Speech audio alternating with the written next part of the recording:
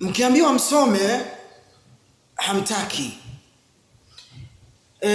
Ni hatari sana, ni hatari sana. Hebu sikizeni hiyo. Kama ulikuwa unaambiwa kwamba hadithi ndio inatafsiri Qur'ani, shakayo ni mambo ya uongo. Kwa mujibu wa Qur'ani yenyewe ni mambo ya uongo. Kwamba hadithi za mtume yeye yadai kuwa ni maneno ya uongo, maneno ya uzushi na hayafai kufuatwa. Yeye adai kuwa yufuata Qur'ani peke yake. Sasa mimi waspendi nizunguke nende huku nirudi huku sijui nende wapi kumfahamisha mtu, la zangu ni shortcut, in short ndani ya Qur'ani. Ikiwa kweli bwana wewe waamini Qur'ani na waifuata Qur'ani peke yake, okay, nitakurudisha kwenye Qur'ani. Kwenye suratul Najmi Mwenyezi Mungu asema wama yantiqu anil hawa in huwa illa wahyun yuha. Mtume hatamki kwa mapenzi yake ama kwa matamanio yake. In huwa illa wahyun yuha, isipokuwa ni wahi kutoka kwa Mungu. Sasa ikiwa kila anachotamka ni wahi kutoka kwa Mungu, nitakuuliza wewe, je, mtume kila alichokuwa akitamka ni aya za Qur'ani? Je, mtume uniambie miaka yake yote alioishi alikuwa akizungumza Qur'ani tu, masaa 24 ya Qur'ani tu, ndani ya nyumba, nje, njiani? Ni hivyo? Na ikiwa si hivyo, a part of Qur'an alikuwa akizungumza nini ama alikuwa akitamka nini? Utatujibu, utarudi pale pale kwa hadithi na kwambia hapo utoki into bracket, tunafunga hiyo. Mara ya pili akazungumza hivi, hiyo waliomo makaburini wamelala, hakuna pepo humo kaburini, wala hakuna moto wa jahannam makaburini, wala hakuna swali lolote.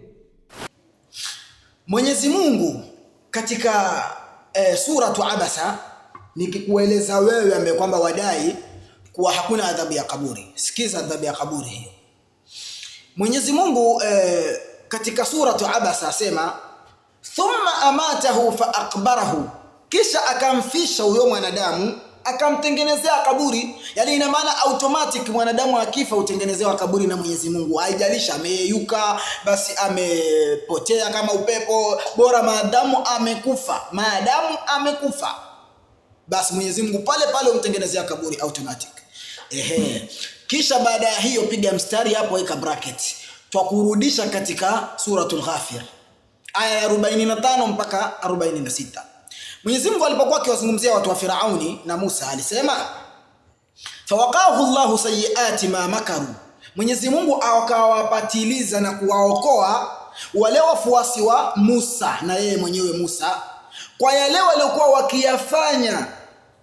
wakifanyiwa na hawa watu wa Firauni. Mwenyezi Mungu akawapatiliza, akawaangamiza wale, akawaua kupitia bahari, na hawa akawaokoa. Kisha Mwenyezi Mungu akaendelea akasema wahaqa bi ali firauna su'ul adhab, na Mwenyezi Mungu akawapatisha akawaadhibu watu wa Firauni adhabu mbaya. Yani bimaana baada ya wao kuuliwa na kuharikishwa, Mwenyezi Mungu akawapa adhabu mbaya.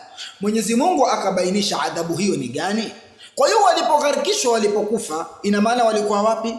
Thumma amatahu fa aqbara, Mwenyezi Mungu aliwazika automatic, wakawa katika makaburi yao. Kwa hiyo Mwenyezi Mungu asema wahaqa bi ali firauna su'ul adhab. Baada ya hapo Mwenyezi Mungu akawa mwenye kuadhibu. Mwenyezi Mungu akabainisha adhabu hiyo akasema annaru yu'raduna 'alayha ghuduwan wa 'ashiyya, moto upelekewa wao mchana na usiku. Ile kuoneshwa tu adhabu ya moto, na si moto huwa dunia wa kule, hiyo tayari ni adhabu kali sana. Wewe ukiota tu leo, ukiota ndoto mbaya, wewe uko vipi ukiamka? Kwa hiyo Mwenyezi Mungu akaendelea akasema wa yauma taqumu sa'atu adkhilu ala firauna ashadda al'adhab, na siku itakaposimama kiyama, basi waingizeni watu wa Firauni katika adhabu kali zaidi. Kwa hiyo kumbe kiyama ilikuwa bado hakijasimama wakati wao wakiadhibiwa. Walikuwa wapi? Fi quburihi. Nafikiri nimejibu kwa ufasaha na imefahamika.